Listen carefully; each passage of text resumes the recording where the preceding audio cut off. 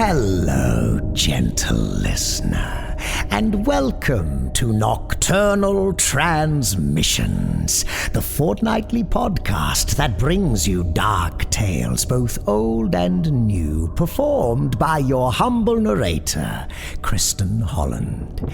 But more importantly, welcome to part 2 of Bone Dice Blues by Vincent Robert Nicoud, the second and final installment. Well, at least for now. I'll explain what I mean a little later. Nocturnal Transmissions is proud to present Vincent Robert Nicoud's Bone Dice Blues, Part 2.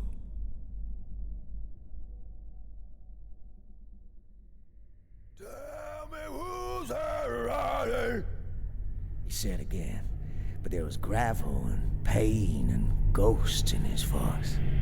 John the Revelator. I nodded along and answered. Wrote the book of the 7 seals.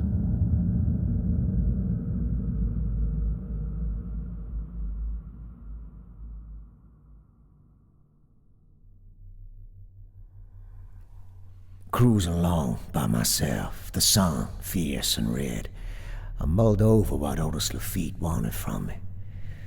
He knew exactly where to find me, or some other sucker with my kind of skills, and how to entice me. But the more I thought about our bet, the less it felt like a scam. What did he stand to gain? Had to be some kind of job interview, I reckoned. I always been trying to keep myself to myself, but I got plenty of business proposals over the years. Mob people who needed the cards to go a certain way in a certain high-stake game of poker. Oil tycoons from the Middle East or some such bullshit who wanted me to teach their men my swindling ways. Even some kids' birthday parties. Go figure. And then there were the more specialized demands. To dispose of the thing that looks like a matchbox.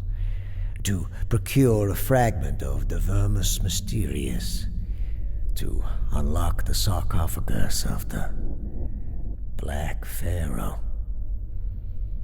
The kind of arcane jobs that could get your mortal soul damned 6 ways to hell and your limbs torn apart by squid-like horrors born out of the pelagic darkness. Well, every job has its occupational hazard. Part of me wanted to just drive back now, burn the rubber until I reached home and beg Jesse to cut me a loan. I checked the glove box for my .45 and my conjure bag, then took the next exit. The road stretched ahead of me, a ribbon of asphalt bordered by shallow ditches and mercilessly blistered by the sun. I passed a deserted town, nothing but ramshackle buildings, rusty cars, and a vague sense of dread. I hated to admit it, but another part of me, a dark, ravenous part of me, wanted to stare into the abyss of Otis Lafitte's eyes. I wanted to know how he got those dice, and how he intended to use them. I needed to decide if he was the kind of fella I needed to shut down or profit from. I had to see this whole business through.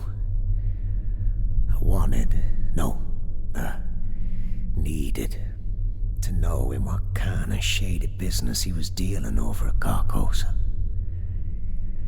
I hit the gas and saw the needle shoot up to 100. The motor throbbed and roared as I watched stunted pine trees and desiccated fields merge together in the sweltering sky. The sky was almost blown out to a blinding whiteness. On the horizon I could sense Carcosia Plantation waiting for me, like the tangled webs of a big black spider's nest. That old sin, curiosity, it just about will be the end of me. Gets us all in the end, I bet. I hadn't seen any sign of life for at least 20 miles when Lafitte's mansion came into view. No man, no woman, no child, no stray dogs, not even black crows looking for roadside carrion. Nothing but tall yellow grass and fences with flaking white paint undulating like snakes shedding their skins. The road swerved and crossed a dried riverbed littered with white rocks and bone-dry shells, and I was plunged into sudden darkness. On both sides, gnarled oak trees were blocking out sunlight. Spanish moss was swaying gently from their branches. Driving real slow, I rolled down the window and breathed in the thick silence. There was no air, no light. The canopy shivered and things unseen scuttled away as I passed through. In the distance, I saw Otis Lafitte's mansion in all its glory. From my point of view, a tiny Victorian dollhouse surrounded by crooked, leafless branches. Once more, I felt that overwhelming urge to turn back and get the hell away from there.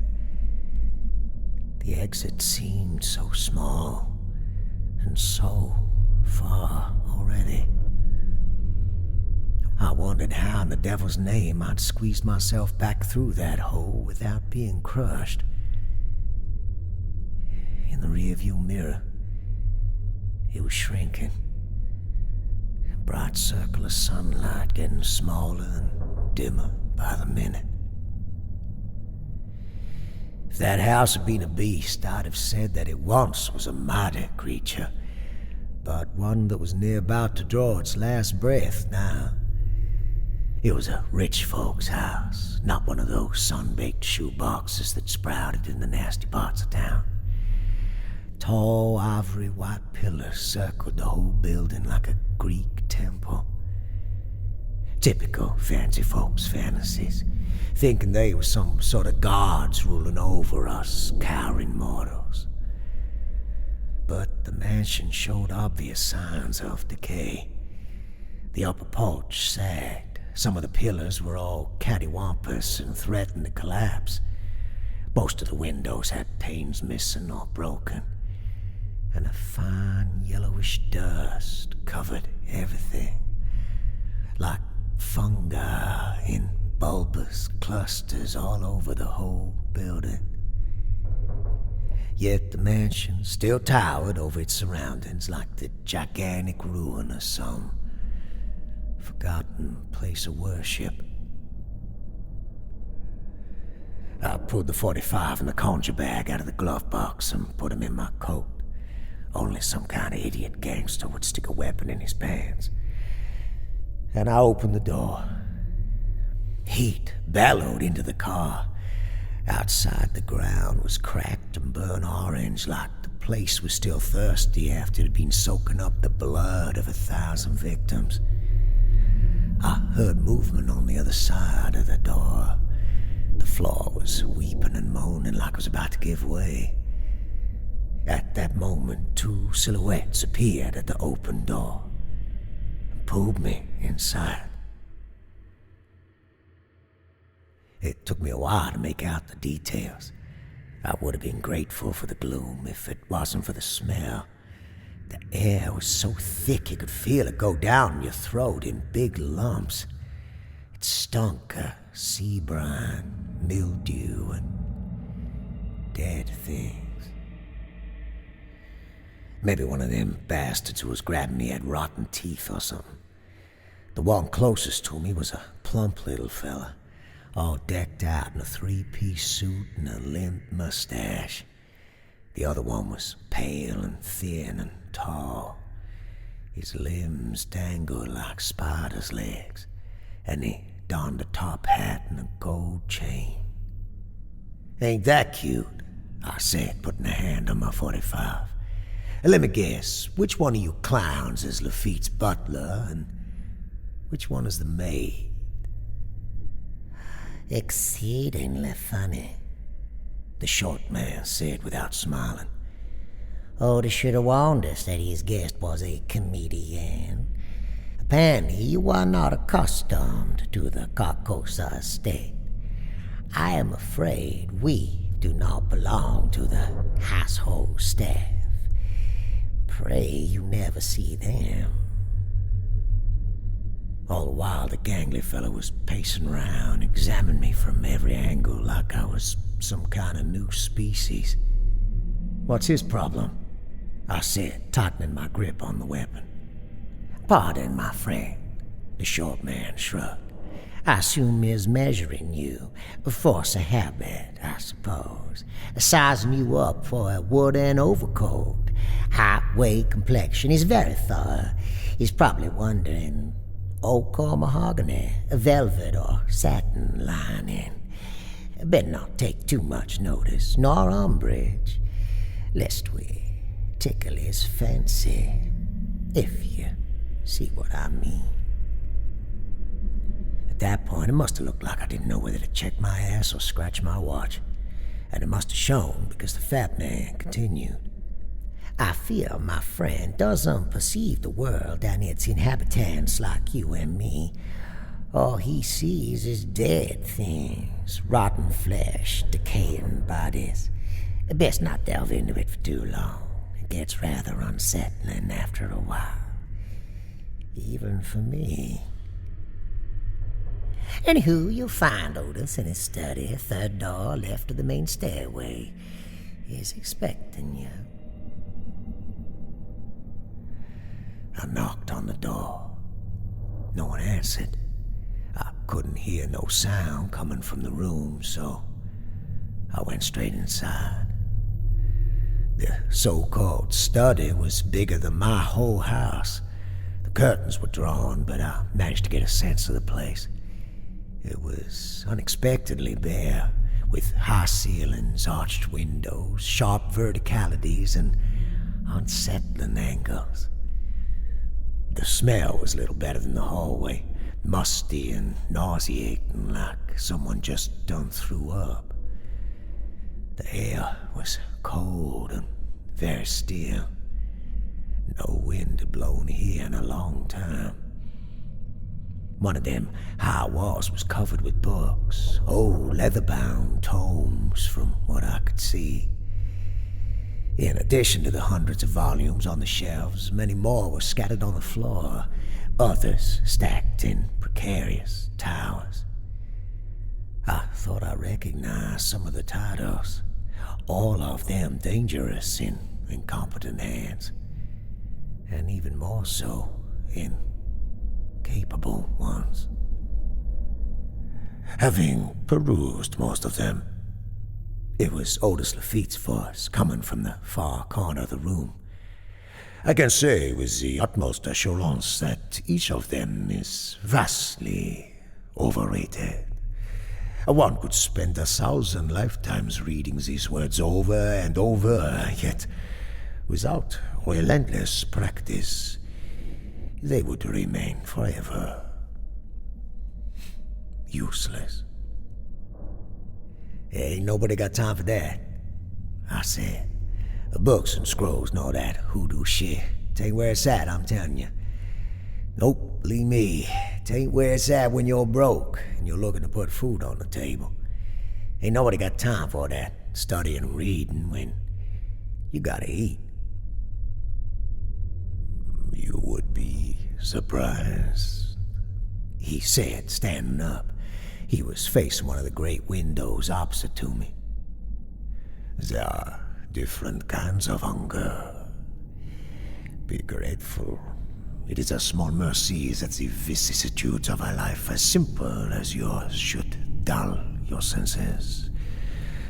For the peaceful island upon which we dwell is lost in the midst of a black ocean of infinity. And but a single glance in the wrong direction would shatter your soul.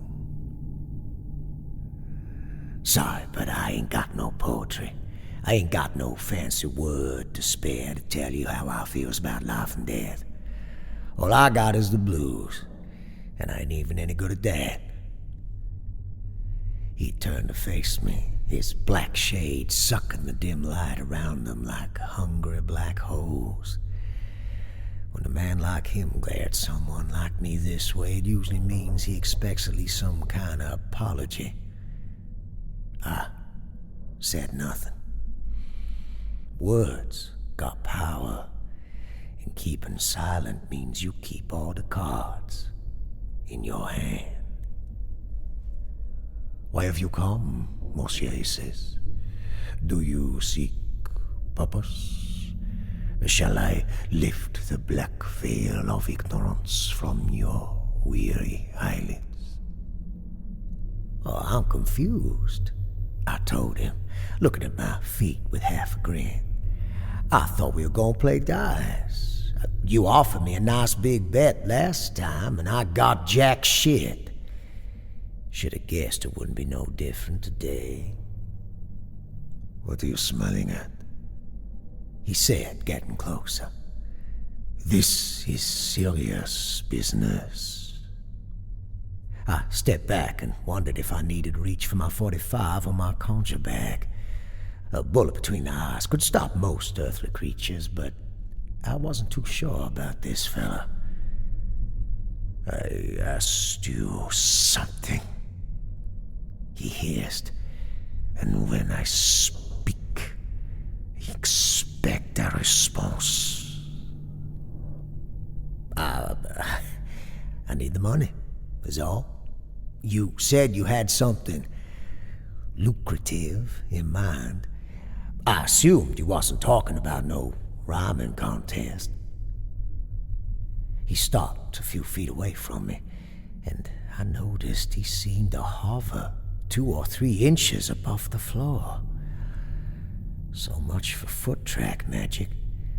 I could always blow a puff of gopher dust in his face. That voodoo stuff's downright nasty. I got my own recipe. Amber dust, black cat bones, crushed cockroach, gunpowder, and graveyard dirt.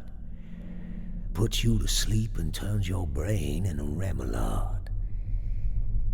Lafitte let out a faint laugh through his teeth, buzzing like a rattlesnake.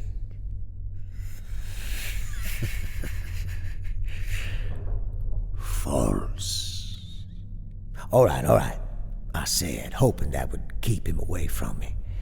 Curiosity got me, that's all. It's those dice of yours. Things of beauty, aren't they?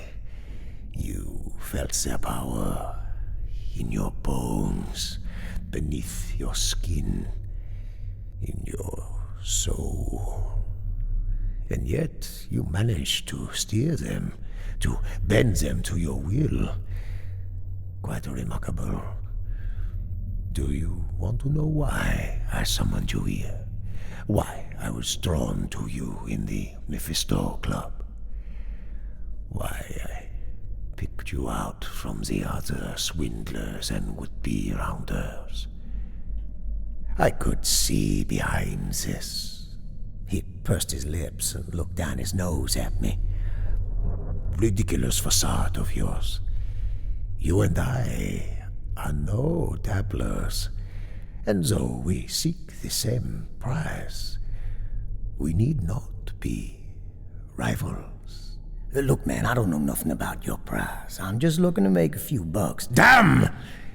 He said. Stop interrupting me. There is a king who rests fast asleep at the bottom of the sea.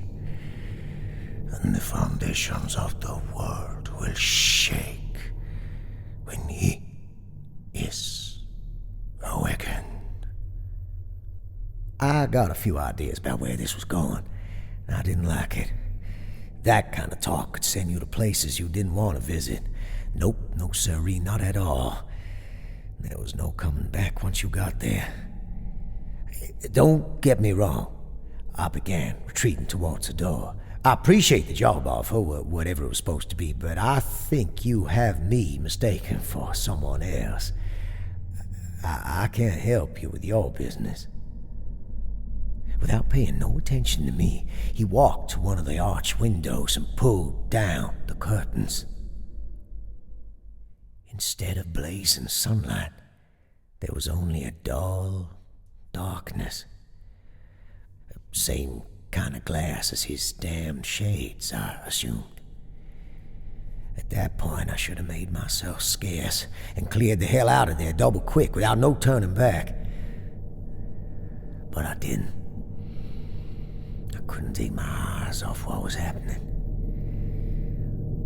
Otis Lafitte was standing next to the window, looking up with absolute bliss. Crazy bastard was gazing into nothingness, like it was a second coming or something.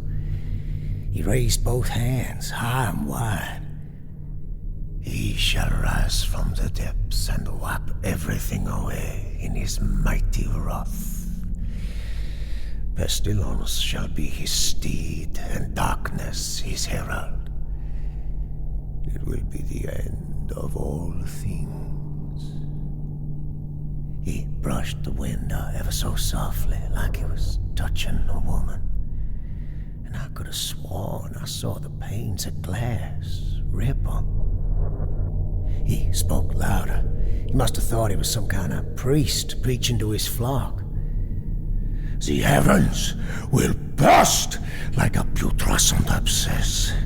Rivers will dry up, and if in some measly stream there still remains some liquid, it will be only blood.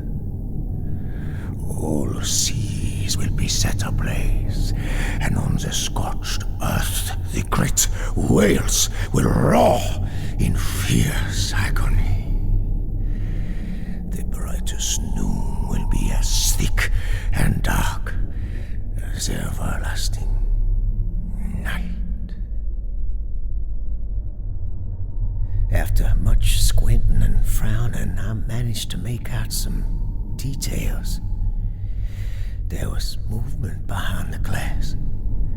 Black waves topped with reddish foam, rolling and breaking over the window panes.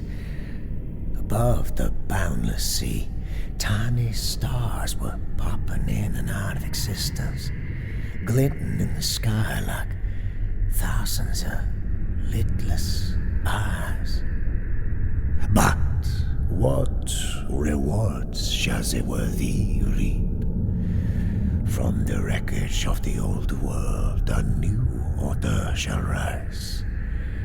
Men like us will be crowned with glory, and the rule of all the lesser creatures shall be given unto us. It ain't right, I said with my hand on the doorknob. You can't go round messing with this stuff. You don't know who's watching from the other side. Oh, but I do, he said, without looking at me. Behold the door to the outside. Tomorrow night the great game will take place once more, and on this most auspicious of occasions, you will help me win the key from that awful witch. I shall not be refused my prize any longer. I didn't let him finish. I didn't want to hear about no door to the outside, and I especially didn't want no part in his great game. I did what I should have done earlier, and left. As I ran towards the front door, I could hear loud thumps coming from the study, like something big and squishy and strong was hammering against the glass. I didn't wait around to see what kind of evil was going on. It didn't make any kind of sense, but as I was cruising along the highway, far from the Carcosa plantation and Otis Lafitte's crazy talk, the sweat running down my back was icy cold. The sky was already bleeding all over when I got home. No trace of Johnny. Off to play some blues somewhere around the corner, I assumed. I crawled into bed and passed out cold. I dreamed I was waking up smack dab in the middle of church, wide awake but dead as a doornail. And each guest at my funeral came by the coffin to congratulate me. I was just about to get buried when I woke up. Sun was up and already hotter than blue blazes. My mouth tasted evil, like my tongue being doused in gasoline and my teeth being replaced by nails and shards of broken glass. Pins and needles prickled the back of my eyes. Daylight turned them into smoldering embers. When I tried opening them peepers, it was like rubbing salt in a bleeding wound. Already I was sweating like a hog. Hell, this one gonna be a scorcher. I called for Johnny, hoping he'd fix me up a cup of coffee. No answer. I cursed my way over to the front porch, but he wasn't in his spot. 2 hours later, I'd searched for him in all his usual haunts. I talked to Big Moses, who told me about that time he almost been to Texas, but ended up fooling around with that no-good gal he met in a joint by the left-hand way. She had a fine voice, he said to me. Just fine, but she'd shoot me dead for sunrise if she thought I looked at another woman. Wouldn't even wait for sunrise, I'm telling you. Oh, I got no choice in the matter. You ought to have been there to get it. In the end, what I got was that he had no clue where Johnny could have gone. Neither did Tommy Nighthawk, who knew everything worth knowing about anyone who was someone round town, providing it happened after sundown. None of the other folks in the Mephisto had seen him either. For sure, Johnny Two Worlds had his faults, but disappearing on me without a word wasn't like him. When I done looked for him everywhere, I decided to head back home. There, I spotted the neighbor, Mark Heyman, staring through her windows. Mark Heyman was known for her gumbo. Best this side of the river, she'd always say, and her mojo hands. She was the woman you ought to see if you needed a curse removed, a disease healed, or an enemy struck down. I did my own conjure backs, but I had enough sense to know that there was more going on inside old Mark Heyman's shriveled head than dried roots and herbal teas. I knocked on her door, and we got flirting a little. While we was talking, she told me she'd seen Johnny leave shortly before I came back. She wouldn't say much, except that he'd been picked up in a real expensive car. Classy expensive, she'd said. Not like one of them drug dealers' cars, all black and shiny, with blacked out windows. I remembered he'd told me about an important gig somewhere. I was running through all the swanky watering holes I knew, the Green Ferry, the Uptown Bonaparte, the Golden Carousel, but Ma came and patted my arm. She muttered something about bad juju. And I knew. I was going to drive back to Carcosa quick as lightning, but the road was sticky as dirty flypaper. An evil moon was rising on the horizon, reddish brown like it'd been dipped in mud and blood. I had no plan aside from getting my brother back and maybe shoot the bastard who'd taken him. What can I say? When I get flustered, and let me tell you, I get flustered, I ain't the most reasonable guy.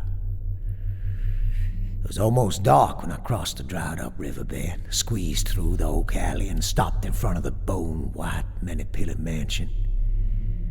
A small crowd was waiting outside, quietly babbling the evening away. Nobody was paying no attention to me, and to be perfectly honest, I wasn't even the most freakish of the bunch.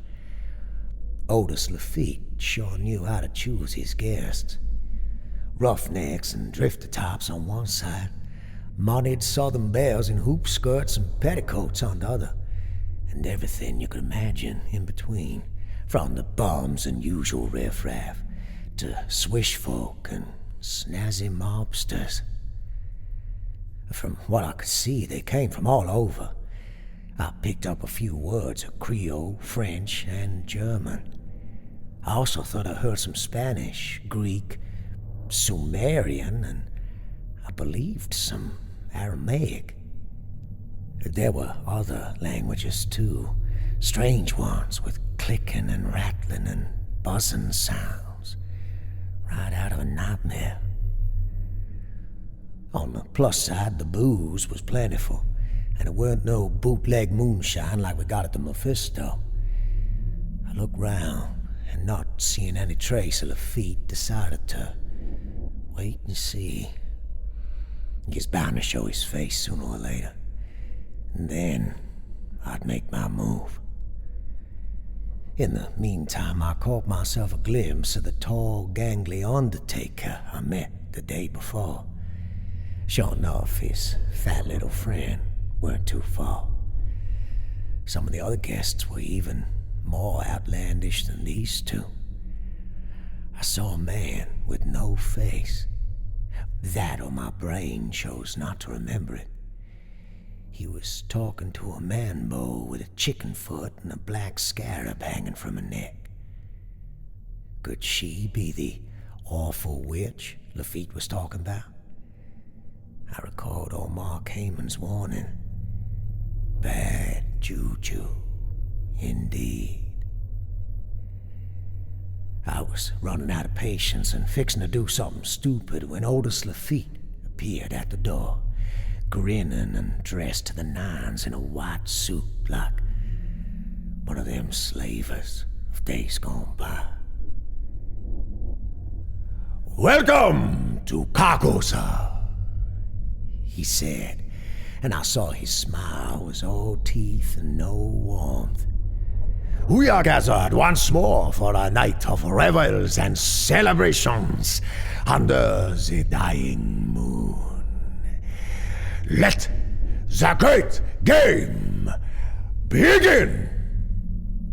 A sudden burst of applause, howls, roars, and heavy-footed thumping rejoined his proclamation. Players, follow me to the study, if you please.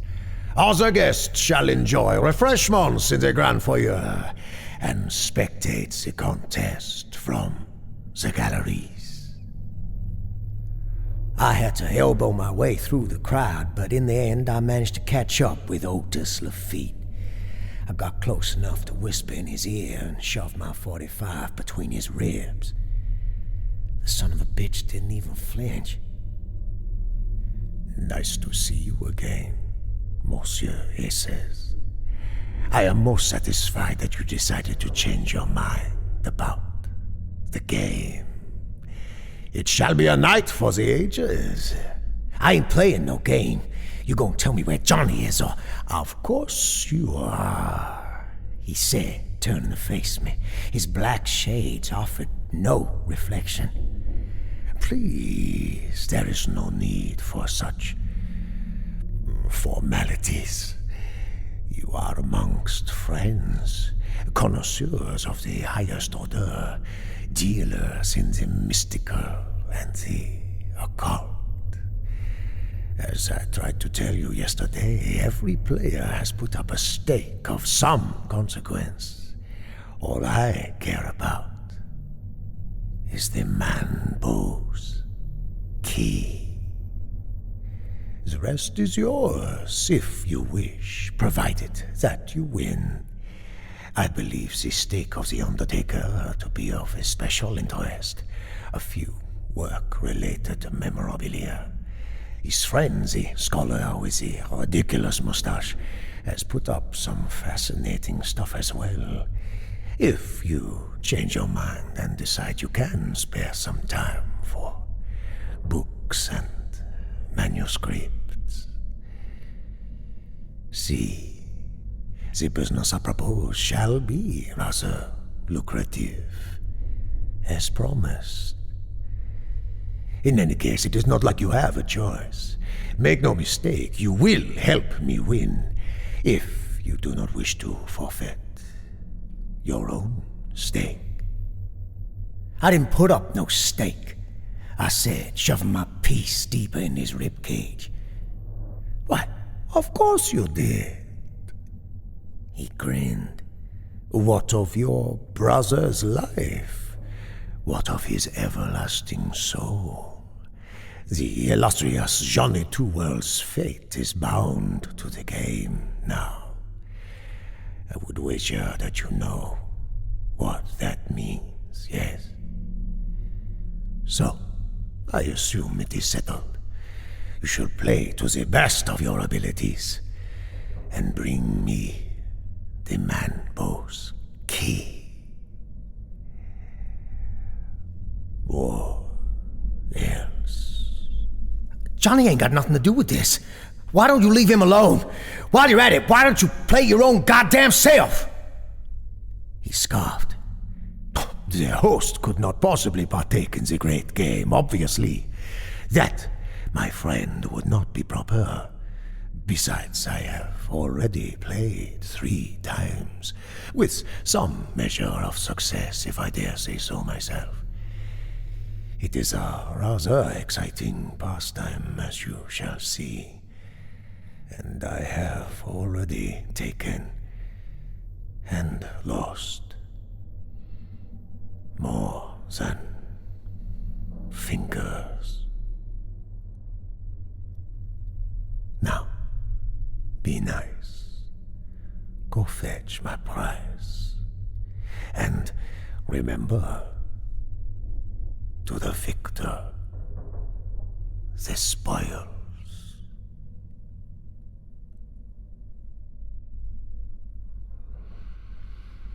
I'm gonna tell you something. That's just gonna be between you and me. Folks today, they take anything and make the blues out of it. Then they say such and such is all about the blues. No, it's not. There ain't but one kind of blues, and it's called love. Like one of them famous blues men used to sing. Love hides all fault, and it makes you do things you don't want to do. Don't make no difference whether it's the kind of love between lovers, between a father and a son, or between brothers. Sometimes love puts you in a trick bag. Makes you feel sad and blue. If you hurtin' and you don't know what to do, you got the blues. If you been cut deep and there ain't no more blood to spill, you got the blues. You see a black cat on your doorstep, but you ain't leaving no one behind, 'cause the Midnight Man gonna fix them right up. You got the goddamn blues.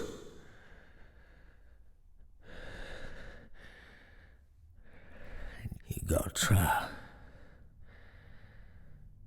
Come out on top.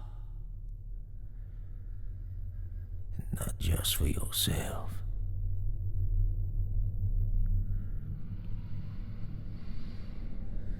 The room was utterly empty, except for a round banquet table that stared up at the ceiling like a single bloodshot eye. Everyone was keeping quiet as we were being seated in high-backed chairs. Servants went round the table with little carts and cut Crystal decanters of liquor. I didn't drink nothing. Instead, I took a minute to study the other players as Lafitte was introducing them to the audience. The gangly undertaker was sitting at my right. He was called Adamar Dauphin. As for his fat friend, the so-called scholar, he went by Carswell Treesong. I doubted these were their real names, but you never knew these fancy folk. Next to him was the man with no face, whose name I couldn't quite wrap my head round either. At my left was the man-bow, who had Lafitte's key. Her name was Ashe. You could look at her one moment and she'd be fine as hell. Then a second later, she'd be more shriveled than Mark Heyman. Finally, Otis Lafitte was sitting opposite to me, in a great chair. He got up, and you could feel a silence thicken as 100 mouths shut up, and 100 pairs of eyes stared at him from the galleries above. Only then, Lafitte grinned and spoke. And so, here we are, assembled at last. Strangers in this century, and amongst those who are still mere humans. There are secrets in the universe that none should seek to uncover.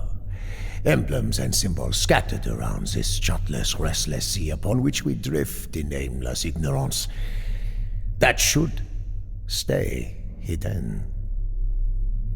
He took a step back and pointed at the tall, arched window behind him. The glass panes rippled once again like a moonlit lake under a soft breeze. Just like that, I caught another glance of that other, far-off place. It was terrifying. No one else seemed to mind, but I couldn't bear to watch no longer and looked away. Maybe they couldn't see what I was seeing. Or maybe they was as crazy as Lafitte. But always people like us have been seeking to unearth the thing that is hidden, to find the changeless sign that lurks beneath this false superficiality. From times immemorial, we have traded secrets and gambled mysteries. In the sealed rooms far beneath the first pyramid, we were already there, playing for amulets and secret words whispered in the darkness. We have always been there. In the great Khan's gambling dens, and in the dark alleys of the Coup de Mirac in Paris, in New York's secret speakeasies where we tamed the blind tigers, speaking to us in human tongues. At the court of the Mughal playing Gyan Chopper, and in Monte Carlo's casino where forbidden treasures were won and lost on a single roll of these black dice. Tonight, our players will face each other in a game of chance and fate, of raving madness and sudden insight. The yellow stain. The first one to reach the center of the sacred board shall be declared the winner and shall claim the other player's stakes and the right to host the next game. Let the race begin! It dawned on me that I didn't know nothing about that damn game beyond what Lafitte had just said. Had to reach the center in one way or another, but how? I took a quick look round and guessed I was the only one who had no clue about the rules. Before I could really grasp how much that was going to be a problem, I noticed the fat man, Tree Song, I recalled, waving at me. It's a beauty, isn't it? He said, twirling his mustache. Best not look at it for too long, however. I heard it gave a nosebleed to one of the participants who was staring at it last time. Died 3 days after the game. Blood leaking from his mouth, his ears, everywhere. Not the worst fate that could ever befall a player, I'll give you that. But still, I didn't get what he was saying, not until I looked down at the table. It wasn't a table at all, I realized. Just looking at it for a lick or two put a hurting in my head. It was a spinning, twisting mass going round and round in a spiral, curling and winding round itself like a snake or a thing with tentacles. Evil symbols etched into the wood were dancing in front of my eyes. Fiery sigils or verdant signs. Golden letters from forgotten alphabets. Lost ideograms from a wicked, nasty lore. All jumbled up together in a whirling mess. They call it the Coiled One. Tree Song whispered with admiration. The Egyptians named it Mehen when it was played on a stone table in Babetruta near the Dead Sea. For the ancient Indians, it was Moksha Patam, a game of tricks and traps. The center of the universe. How the hell am I supposed to know the rules then? I said between my teeth. They'd be written in hieroglyphs or something? It's only the sacred game of snakes and ladders, my friend, Tree Song said. Nothing mysterious there. Roll a dice, move your token, and keep your fingers crossed. First one to the center wins. Beware of the evil or unlucky squares unless you're some kind of masochist like Otis. Also, it's best to avoid the yellow squares altogether, if you see what I mean. It's not the kind of stain that wears off easily.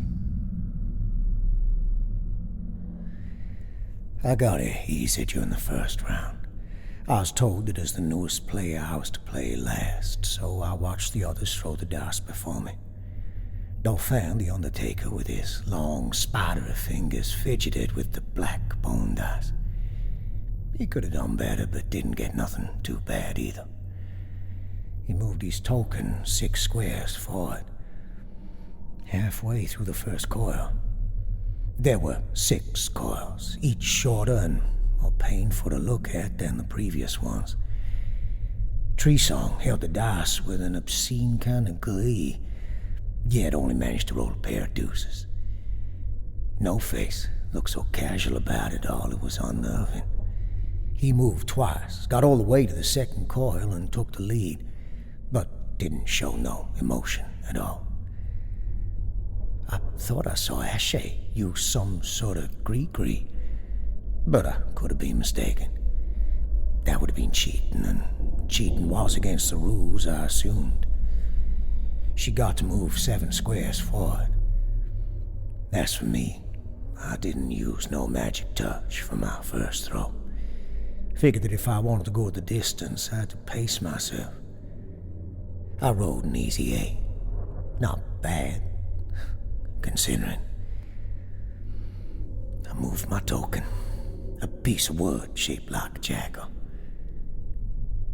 and landed on a white square. Such a fascinating game, don't you think? Otis Lafitte said behind me, putting his hand on my shoulder. If you land on a ladder, you climb up, up, up all the way to the heavens. But should you land on a snake, well, you slide and slide down to the deepest hell. if I told you that I myself have always favored the snake squares, would you believe it? I was spared the trouble of answering by a collective gasp all round the table. It was Ashley's turn to throw the dice, and she landed on an evil-looking sign in the middle of the second coil. Her face turned hard and cold. She hissed a curse in an old, forbidden tongue. Then there was a rumbling in her belly and a rattling in her throat. She coughed out a bunch of brown, crooked teeth. Her teeth, I gathered. And I didn't want to play no more. I believe it's your turn, Monsieur Esses, Otis said. Do not concern yourself too much. We are all irreversibly stained here. Myself, most of all, I suppose.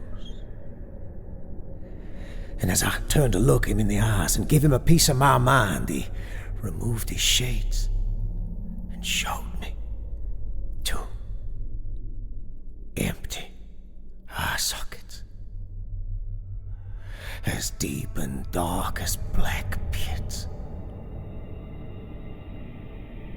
I got a quick glimpse of the table and felt the nerves in my eyes crack like overstretched guitar strings. Most of them squares within throwing distance seemed safe enough, except for the fifth one. That one I didn't spend too much time looking at. It was all red and slimy and smelled like rotten meat. Now, I figured there was about 1 chance in 10 I'd land on that red square. And I didn't like those odds. From where I was standing, I had no choice but to use the touch on them black bone dice.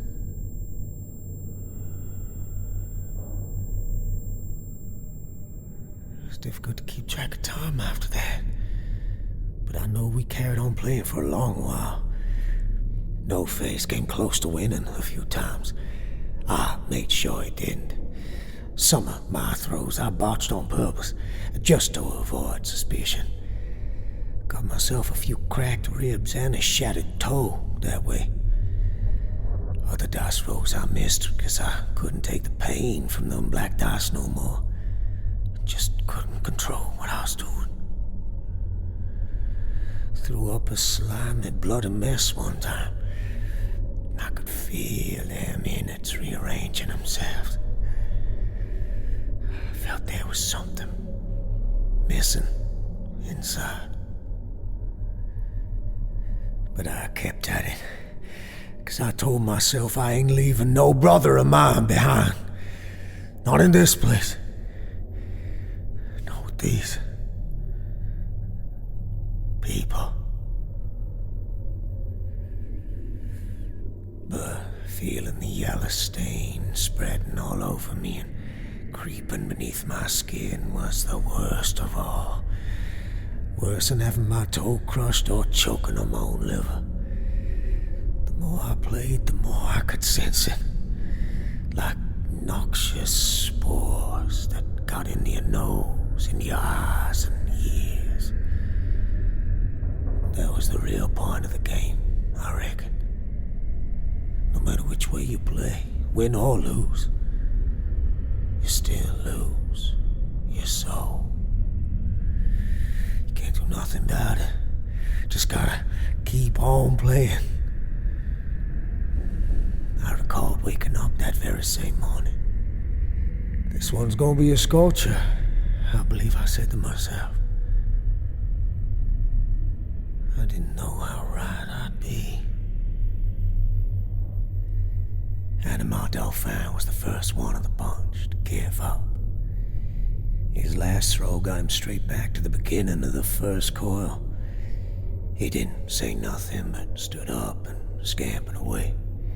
His elongated limbs all bonded together like a panicked spider. His fat friend rearranged his mustache and took another sip of liquor. His token was last, far away from the center.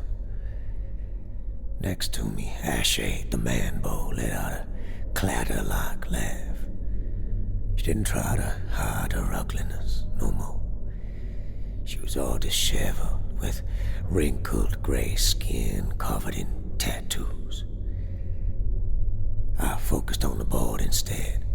My token was 2 or 3 dice rolls away from the 6th and last coil, provided that I managed to avoid the bad squares.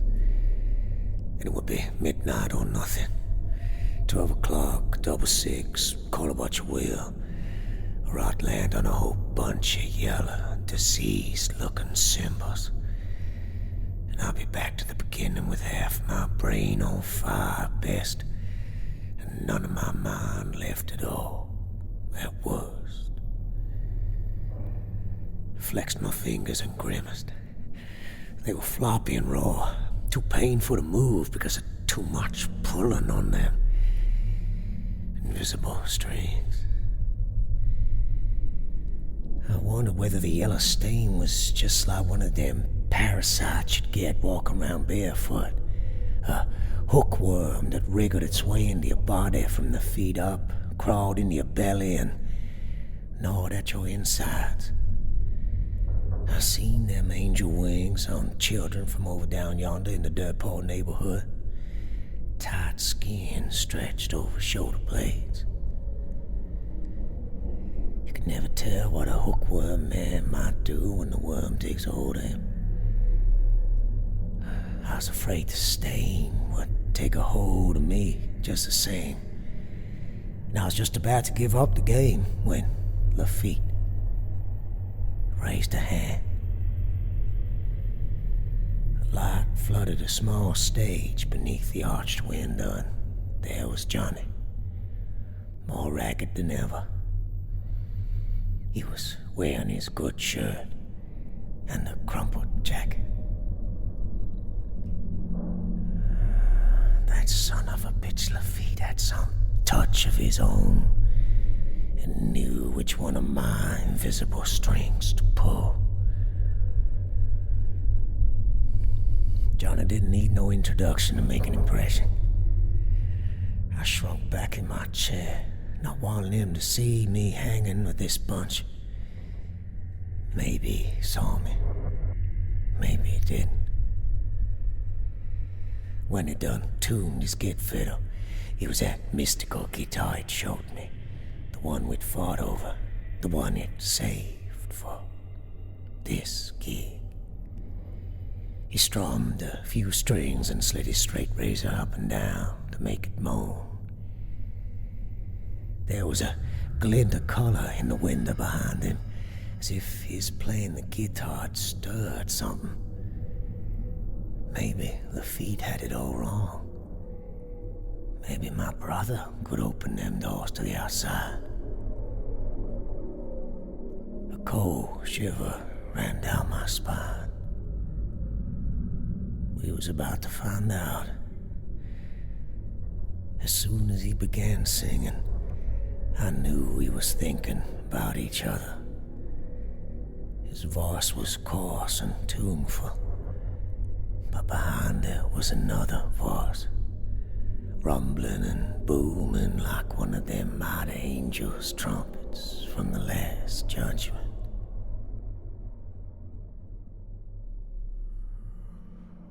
When I die, please bury me in my high-top Stetson hat. Put a $20 gold piece on my watch chain, so the boys know I died standing pat. Our 6 crab shooters for pallbearers. A chorus girl to sing me a song. Put a jazz band on my horse wagon to raise hell as I stroll along.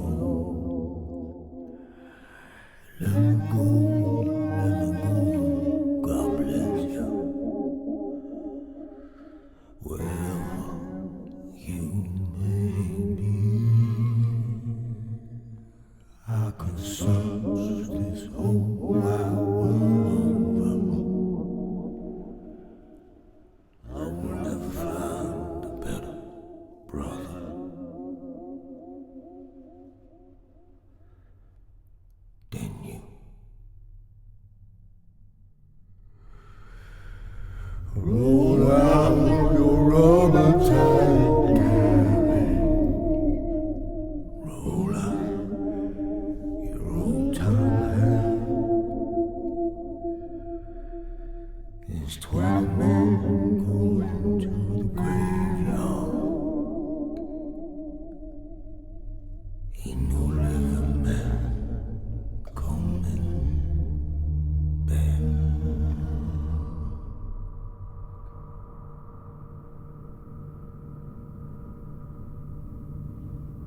Now that I've done told my story,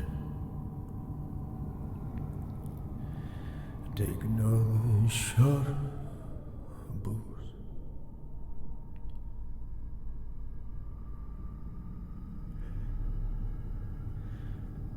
If anybody happens to ask you,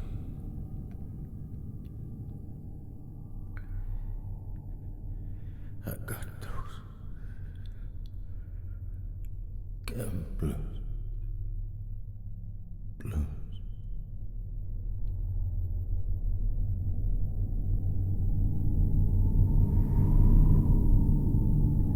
You could tell he was using that voice of his, because the things lurking behind the glass pane window were growing restless. Through the rather dark, I felt a gigantic presence. I couldn't see nothing clearly, nothing but billowing smoke and swirling mist. Yet there was no doubt in my mind something being awakened that should have been left alone. Maybe Lafitte's sleeping king. Maybe some other horror. All I knew was I couldn't let that door be opened. Too bad it was my brother doing the opening. Sometimes I thought love made you do things you don't want to do. I tried to lock eyes with Johnny. I'd like to think he was smiling, but truth is I couldn't see nothing through my tears. I can search this whole wide world over. I never find a better brother than you.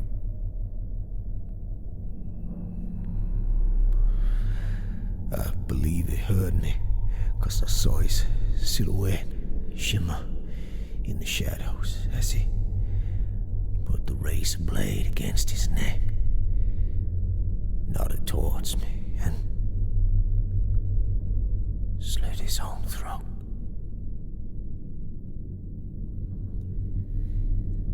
Before he was even done killing himself, I pulled my .45 and emptied it on the glass window.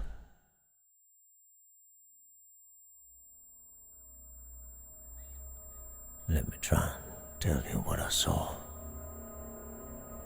It's not just what I saw, it's what I felt. That's what it is. All of a sudden, it was the air we was breathing, getting inside my lungs like big hair spiders with legs like razors and nails and barbed wire. It reeked of dead fish, pig's feet, cat piss, and clogged old pipes. The window didn't break right away. It shook, and then the window ain't a window no more. It's a doorway. There were things trying to creep out of there. Things that slithered and crawled, making wet, squishy sounds like a toothless old man eating something vile. The cold almost knocked me out, like a rolling wave, crushing my chest. I saw the moon hanging low beyond the door, but it didn't look like no moon I ever saw in the night sky.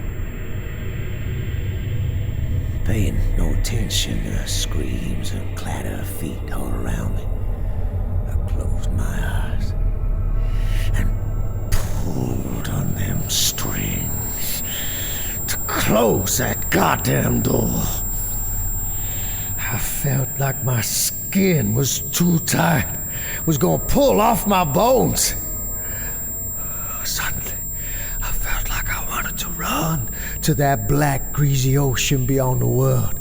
Skin a dip in them deep pools, gulp it all down and learn to like the taste. But then, I saw Johnny's dead body lying in front of me. And that kind of thing I couldn't abide by. I crawled to him and kissed his forehead. Then I took his razor without wiping no blood.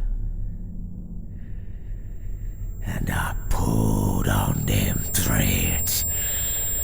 Something pulled back, something large and starving. It shook me down to my bones, turned my gizzards upside down and made my blood boil. But I held on. And when I was done pulling and pushing, the doorway was broken. The icy cold sewerage stopped crashing through. I thought I was done, but the feet came at me from behind, tried punching me and grabbing my neck. So I snatched those black shades of his and blew goof of dust in his empty eye sockets. Fixed him good. Put him in a trick bag and watched him squirm. I was tempted to stay a while and listen to him scream his lungs out. But I didn't want to be there when the whole building came crashing down on them fanatics. I looked around at the chaos and couldn't find no trace of the other players. I hoped they'd be dead, but I doubted it'd be like that. Evil ain't so easy to get rid of. And all of them players, Dauphin, the Undertaker, Tree Song, the Scholar, No Face, and Ashe the Mambo, they were nothing but evil, disguised as people. Or maybe that's what people are. Can't say for sure. If I was gonna put them in a trick bag, it'd be another time, another place.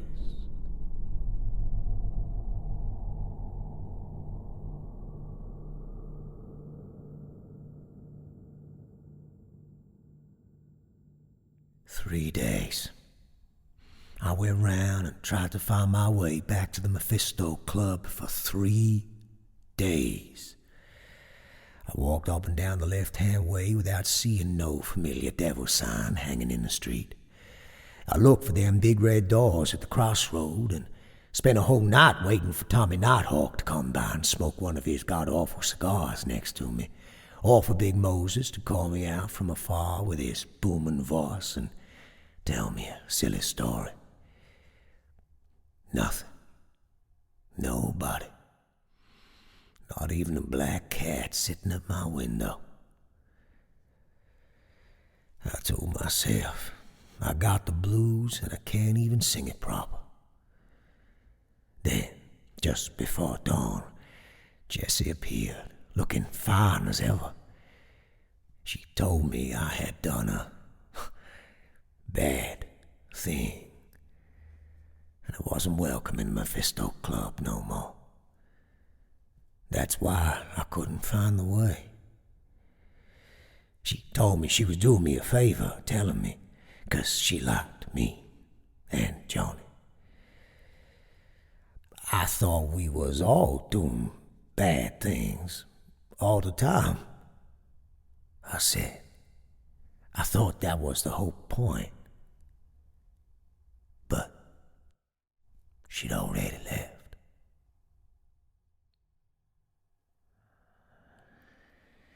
I put on them black shades to hide my sorrow, and felt like a stranger myself. I rolled out my hat and blew on them paws. If you'd seen me, you'd have said I looked just like the Midnight Man. Got my brother's razor blade round my neck, still tarnished with dried blood, his blood. Some stains you can't get rid of, and that's why you sing the blues. Heard a lot of people all about the blues, saying this ain't the blues or that ain't the blues. But I'm gonna tell you about the blues. When you think you ain't got nothing to lose, so you've been gambling all night, and then you realize you lost everything to some no-good rounder from out of town. You got the blues. When you full of regret 'cause you just ain't got no money, and now you ain't got nobody to share your pain with. You got the goddamn blues. And when you ain't got nowhere to go, and you got graveyard dust in your foot track, you better watch out, 'cause evil's going on. If you ain't feeling too lucky, and something just ain't right, and you feel a stain on your soul,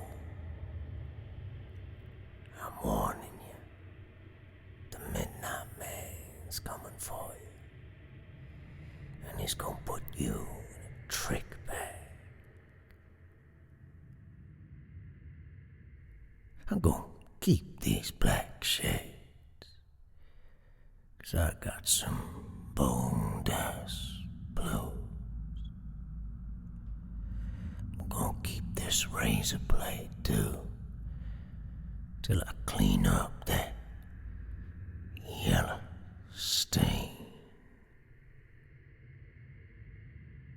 So if you ain't done right by me, you better watch out, 'cause I'm the Midnight Man, and I'm coming for you.